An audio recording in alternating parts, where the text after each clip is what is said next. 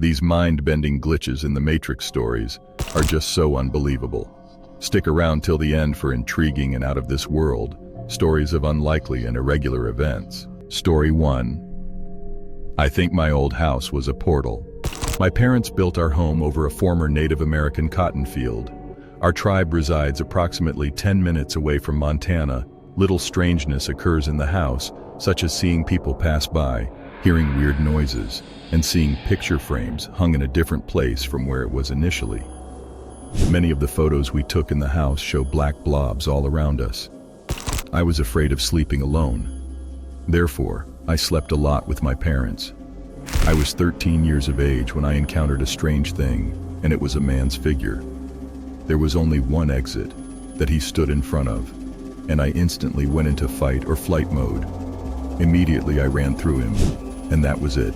He was gone. My dogs were also barking at him. About 3 years later, one evening when I was about 16, I was sleeping by myself, and suddenly the lamppost outside of my window, which was close to my bed, lit up my room. The following day, I arrived at school and saw that an image from 5 a.m. was on my phone. It was mostly dark, with light coming through from the lamppost, and you could see the head and shoulders of a black figure that surrounded me while I slept. My folks were apparently scared when I showed them. My phone dropped into the lake the following day, and I was never able to get the picture back to show anyone else. Also, there were sporadic light bursts all over the house. Occasionally, when my sister was trying to fall asleep, she felt an overpowering presence in her room, like someone caressing her hand or getting on the bed. I once felt someone pushing up against my mattress while I was resting. No cat could have fit under my bed. There was no way for anyone to do that. The sensation was like a fist pressing against the mattress's underside. When my mother heard stomping upstairs, she assumed my sister could have invited someone over. However, when she went upstairs, she discovered that nobody, not even my sister, was present. It wasn't just my family that had experienced these sensations. My friends also felt and saw things, but they would only tell me these stories later on because they didn't want to scare me further at that time.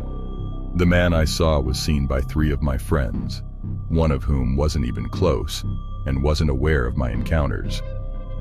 My ex and I were once frightened when the curtains began to shake as we were taking a shower together. We eventually left that house, and that was the last time my family and I had any experiences like that. Never have I felt more uneasy than I do in that house, and I can now sleep at last in the dark or even by myself without being afraid. I occasionally think about returning to see if everything feels the same, but I genuinely fear that something will follow me. Before we move on to the next story, kindly click on the subscribe button for top scares to get more of these interesting horror and unique stories. Don't forget to like, share, and comment on this video. Let us know the next story you would like to see. Story 2. Coworker and I saw something weird. This was by far the most glitchy event I've ever encountered, but what makes it intriguing is that it happened to someone else as well.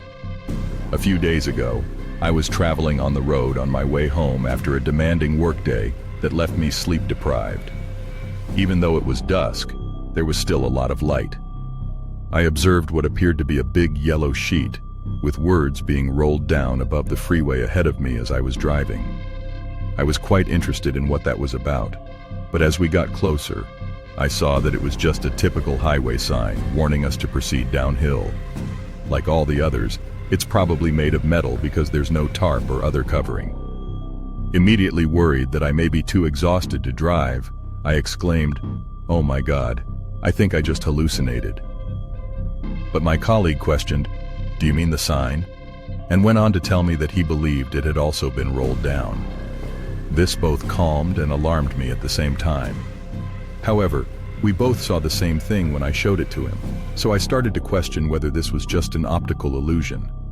Although I've had some strange experiences in the past, I wouldn't rule out the possibility that it's a glitch, even though I can't discover anything particularly connected to this. Story 3. Beyond the Veil. This is the unfathomable puzzle of lightning, corn, death, and life. I have definitely passed away twice, if not more. I have the utmost confidence in the first one, which occurred in 1998 or so, and the other one, which occurred in 2018. In the first case, I was traveling 40 miles between towns and rural South Milan in the middle of the night with my best friend over gravel roads. I must admit that I was moving far too quickly, and we crossed a little rise. The road ended in a T, and you could go either way. It was an easy drive up to a farmhouse. After a half block or so, the driveway ended and a cornfield appeared. We were speeding through the very tall corn, and I remember thinking, "Oh goodness," and slowing down. The corn stalks were nearly completely grown in the late summer. It sounded like the most intense hailstorm I've ever heard, as my automobile plowed through the corn stalks and onto the field. It is impossible to describe the sights and sounds of hurtling through a fully developed, densely planted cornfield at high speeds without succumbing to sensory overload. And this is where it all became weird. The next thing I recall is pulling up to a stop sign at the intersection of the local main highway. All that was audible was the faint hum of the engine. It was almost silent otherwise. The field we had just landed in was at least a few miles away from this. I had my foot on the brakes, and the automobile was just sitting there with my blinker onto the left. For some reason, the stillness and complete stillness were also very overwhelming. I was genuinely unsure of how I had arrived there at this moment, felt incredibly lost and confused, and was even worried that I could have blacked out. Meanwhile, I simply could not figure out how we had gotten to where we were seated. I couldn't recall flying through the crossroads or going through the cornfield at this point. That memory was either erased or lost forever. I turned to face my friend, who was also looking astonished. After a while, he shrugged his shoulders and replied, "I think we go left." To be sure we would be going onto the highway in the right direction, I actually got out of the car and looked for the Northern Star. I looked around again, trying to make sense of the scenario. The town I was living in at the time was shockingly close to us. We arrived at my place quickly, and after a hard day, it was 4 in the morning, we both passed off. Throughout the entire encounter I remained sober, but I had a bad feeling and sensed something wasn't right. The following day, we woke up at around midday and got back in my car to make the roughly 5-hour drive to my friend's town, where he was attending college. We stopped at a petrol station so I could fill up and purchase some other random stuff because we needed gas. Since the vehicle I was operating at the time was old enough to require some oil, I made it a point to check the oil almost daily. My memories of the cornfield and everything else vanished totally at this point. To access the engine, I removed the hood and moved around to the front of the vehicle. I glassed down after raising the hood. Never have I been so completely perplexed and instantly enlightened simultaneously.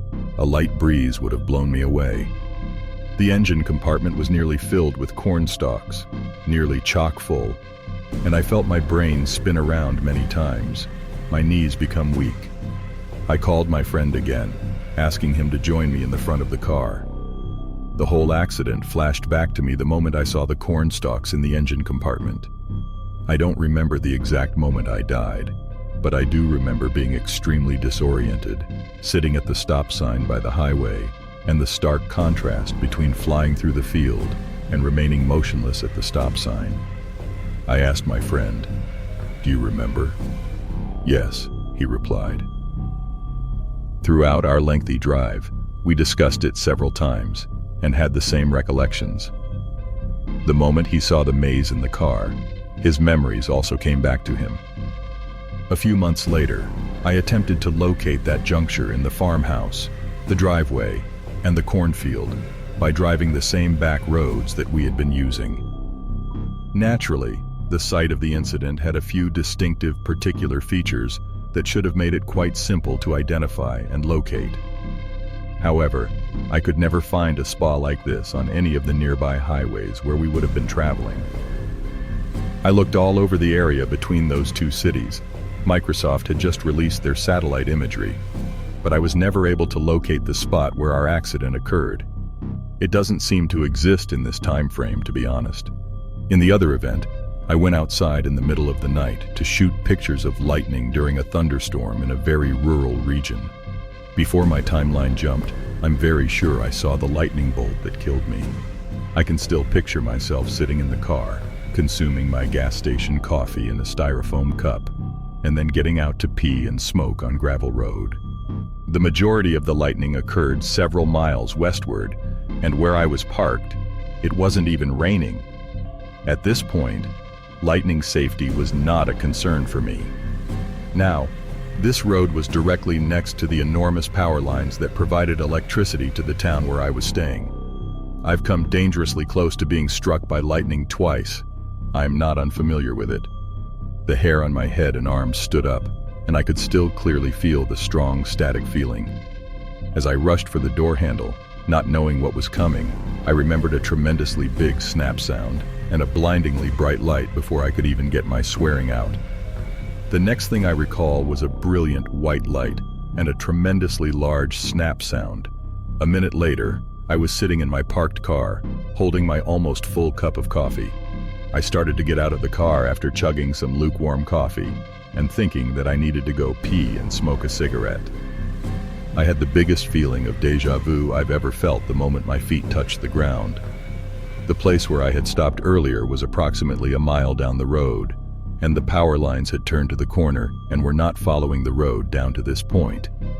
I looked up beside the road cautiously to see the power lines.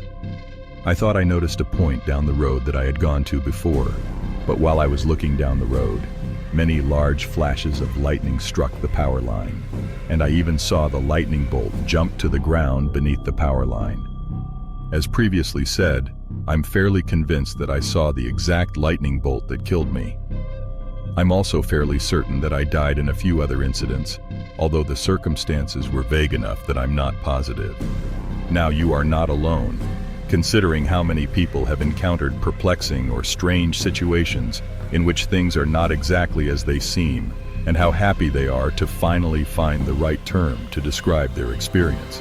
What do you think about these mind-bending stories? Let us know in the comment section below. Do you love scary stories? Check out our previous video. We found an ancient city while hiking. It won't let us leave.